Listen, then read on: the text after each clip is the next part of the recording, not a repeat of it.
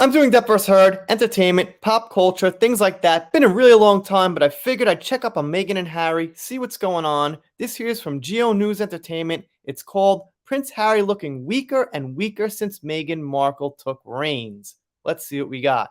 Meghan Markle's nomination for the Robert E. Kennedy RFK Human Rights Award has caused a stir among experts who fear she's controlling Prince Harry. And you know what? That's what people have been saying for a very long time now. So I guess in this case, I gotta agree with the experts with their speculation. I just really find it hard to imagine that Harry would be acting like he is now if he wasn't with Meghan Markle. But that's my silly little opinion. Royal author Angela Levine made this admission while addressing a chat with Dan Wooton.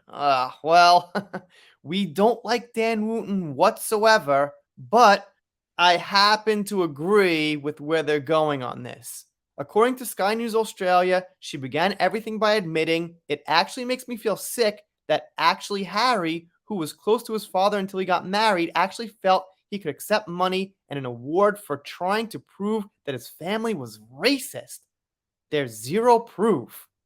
That doesn't sound so good. And I was just going to say, well, Meghan Markle is on the political side of trying to prove all these people are racist, so that would make sense that she kind of influenced Harry to get on this political side with her that he might not be on normally, or that he might just play neutral with.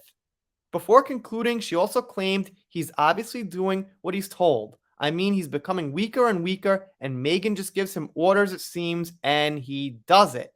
Because I don't think any man would actually want to do that to his family. I mean, you never know.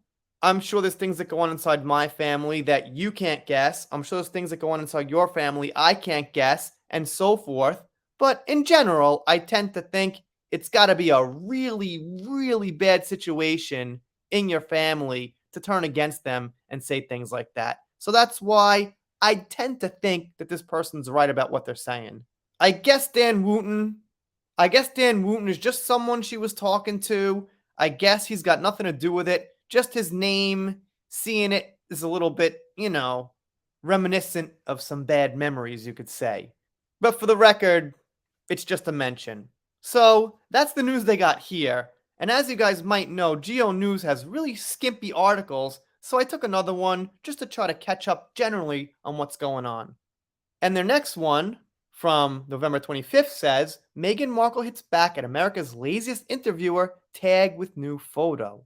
Meghan Markle has seemingly quashed the label of America's laziest interviewer that a royal expert recent gave her amid concerns that she doesn't actually meet her podcast guests.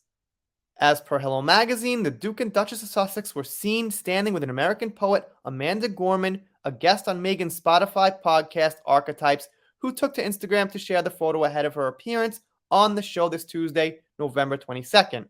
Now, you know what? I'll actually somewhat defend Meghan here in saying podcasts are online.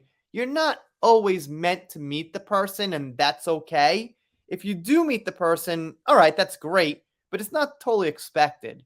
So I'm not sure why she'd get that criticism. However, if you want to up the quality, if you're a huge, huge podcaster like Joe Rogan or something like that, you should be meeting them.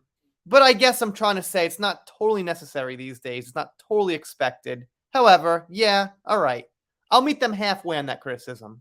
Gorman, a former national youth poet, captioned her post, "Beyond thrilled to have had the honor of speaking with the Duchess on her podcast, Archetypes, where I spoke on the power that women possess as change makers.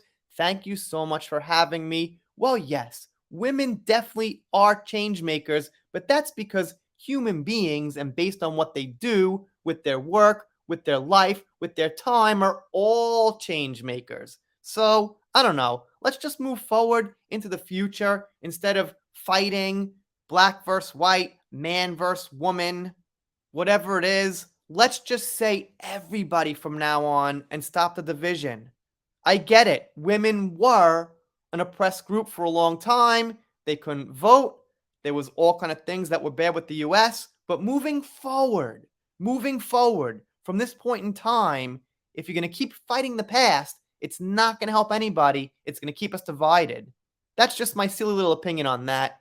And I'm sure this poet here is on the same page as Meghan Markle. But I don't know Gorman, so, can't say nothing bad about her specifically. Best of luck to her on her podcast. But as far as Meghan Markle, well, let's see what happens. It doesn't seem like she's got much talent or ideas. She's trying to just use her name to put together whatever to get out there. That's what I'm thinking. Let me know what you think down below.